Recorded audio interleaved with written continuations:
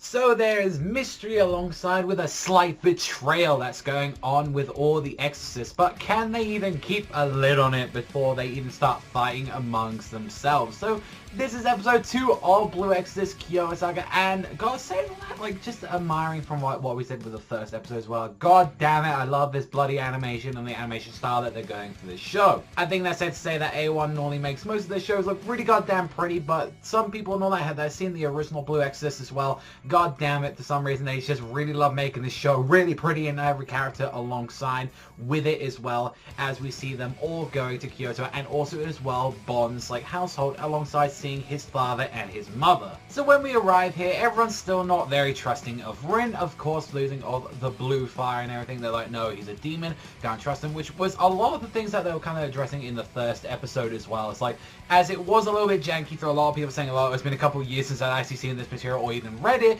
it was kind of a little bit reiterated saying, yeah, no one really can trust him, and that's why it's so goddamn awkward as they're on this trip, though, their real first mission to Kyoto, where they're going to be helping alongside with, like, what we saw of Bond's family, especially his father, which we've heard a little bit about, who is a priest and is one of the actual few survivors of the Blue Night, which massacred a bunch of people alongside, you know, with Bond's father, also as well, Konekamaru's, like, parents. I think, like, I believe one of Shima's, like, brothers as well was involved in that. So all of them were pretty goddamn, you know, like got wrecked up through this situation, which is why they don't trust Rin. Majority of this episode was kind of getting used to, like, a bunch of characters being introduced. Like, not only was we seeing, like, you know, like, from Bond's father, mother, we're seeing a bunch of Shima's brothers, alongside with, like the Honda family as well, like, which there's a whole big divide on them right now, where it's like, oh, we're supposed to defend, like, the island, your king and all that, but that got stolen, and it's just like, you know, how do you trust all this shit and all that that's happening? And it seems like everyone is out for their neck at the moment, and, like,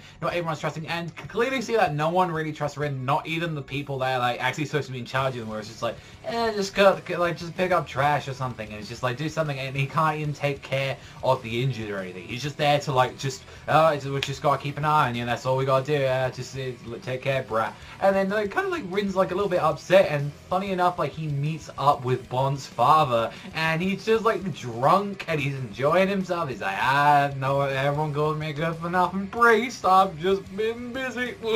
And he's just like, you stink of booze, but it kind of really reminded him of Father Fujimoto. And actually, with something I've done recently is I actually rewatched the first 2 episodes of the show again, and god damn it, those first 2 episodes are so goddamn powerful, especially with the emotion they built in with Father Fujimoto. And, like, to see someone like Rin kind of, like, gets a sort of a familiar vibe with him. He's like, he definitely is a little bit the fuck up here and there, but he's a very kind guy. Like, deep down, he's a genuine good guy from what we know. And even, like, you see, like, from what, like, Bond looked up to him, and, like, everyone's calling him a fuck up, or, like, you know, he's not doing anything. And the fact that he left the priest, they're like saying, we're gonna join up with True Cross Academy, like, we're gonna join up with them, they can take care of everything, we're not gonna you know, it honestly seems like he's, like, not doing anything, and that he's a lazy guy, and that he lost all his passion after the Blue Night. And, you know, a lot of people wouldn't all that, and, like, he's been like, I'm just gonna let the other family heads take care of this. And that's where, like, it kind of puts over Bond why Bond hates him so much,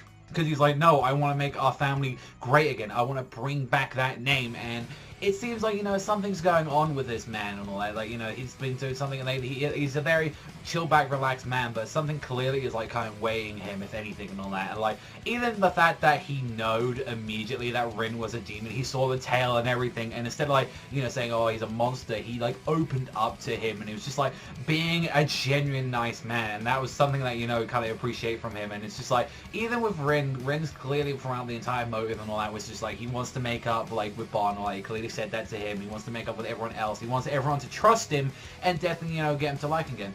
If anything, this is the one few times and all that if generally, like, although they kind of omitted a chapter out of it, which I know a lot of people are going to freak out and go, oh my god, they did this and all that and that and all that. And then, honestly, it works a little bit better at the writing standpoint and all that. And if anything, I think that might be one they omitted the chapter. There was one chapter that was supposed to be on a train and all that, where they're supposed to be standing there, and it's just like, there was, like, this stupid boulder shit and all that, and then, like, Rin kind of loses control control and gets the blue fire and all that. And it's like, oh, guess what? The blue fire doesn't hurt you though, if anything. And one of the things I was like, oh, they made that chapter, and I think it's like, because once you already told the characters like, oh, guess what? The blue fire doesn't hurt you unless he wants to hurt you with it, then it's completely fine. It doesn't emit this kind of fear of like what happens if Rin loses control or anything like that. Like, you know, like clearly that was something I think they admitted for kind of the right reasons. I know a lot of people saying like, oh, that's like kind of the, oh, you're blaming the manga. No, I'm not blaming that. But it makes a little bit more sense on an anime term why on earth it would be like kind of out there. Plus as well, it was one of those dumb kind of like goofy chapters as well for the most part, where it had some kind of little context here and here, but it wasn't anything goddamn important, whereas like we needed it. And also as well, another thing to talk about for the pacing of the show, it honestly seems like right now what we're doing, since we concluded volume 5 of the manga right now, we are pretty much going at speed and all that of going through 2 chapters around about each one. Albeit with the first chapter doing the first material, but then again, they did have to recap a bunch of stuff for the other people and all that to catch up with the series back again. So that seems like kind of the pacing that we're going to be doing. Since we've done this and with the omission of 1 chapter, it honestly feels like that we are going to be probably going up to volume 9 of the manga, which I feel like can completely fine all that. I think if anything, the Kyoto stuff is going to kind of slightly wrap around about like episode 10, 11, or unless they want to drag some like scenes out longer and all that. It depends, because maybe they might want to add like this little there's like a mini arc after the Kyoto arc, so maybe that might be a kind of a note to end on, if anything. But other than that, like, you're going to find the traitors and all that, seeing like what's going to be happening and all that, and definitely I will say, you know, they are setting up a lot of things clearly as well with the right eye and all that. They've been going a lot for these like impure like king eyes and all that. Like, it's definitely something they're setting up. And overall, I kind of want to see what you guys kind of think about that, because this is anything what Blue Exorcist does a lot. Is that not overall is it the arc's important? Is this kind of like, let's show this arc and show a little bit more characters growing and all that. And if anything, this is going to show like a lot more of Bon, Shima and like Kanekana's like all their kind of like family and kind of like the ordeals that they're going through, if anything, especially like Shima and like Bon. I'm kind of curious to see. And also as well, this is going to kind of be a learning arc as well for Rin, if anything. So like that's the one thing, it doesn't like fully succeed in arcs, but I will say this does has a little bit slow build up. But I kind of like this arc as it mainly did have a bit of mystery around it, thing, you know, who's the traitor and everything. Alongside with it, it was a lot of the characters growing up as well and kind of realizing, yeah, we need to stop acting like shitty brats and get over like this petty shit. Yeah, you got problems, like you may sit sort of state, and like, you know, overall we do know that Ren's a kind of general nice guy. So I think that's something that they're going to be kind of doing very nicely in this arc and everything and all that. I'm very curious to see what they're going to be doing with it.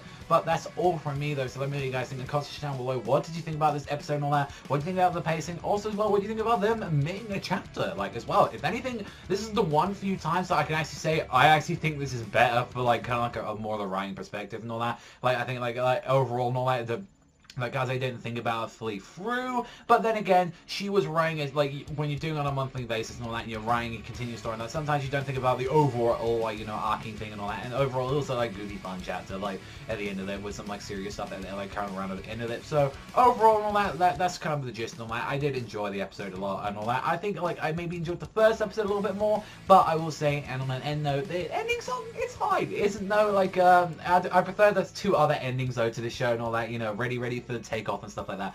But I dragged this video on long enough, so thank you as always for watching, and I'll see you guys though next time.